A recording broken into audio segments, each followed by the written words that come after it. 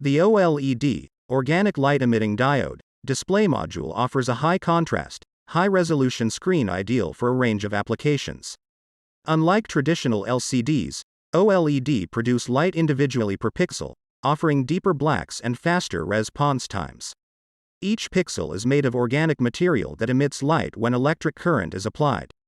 The display is often controlled via SPI or I2C interface. Microcontrollers or microprocessors send graphical data and commands to the display driver IC, which then renders the image on the screen.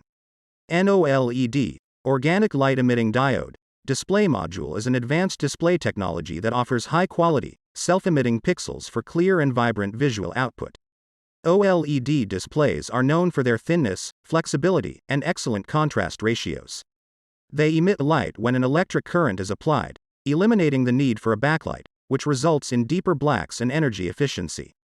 OLED modules find applications in smartphones, TVs, wearable devices, and various electronic projects where high-resolution and visually appealing displays are required. Their versatility and exceptional display quality make them a preferred choice in the world of electronics and display technology.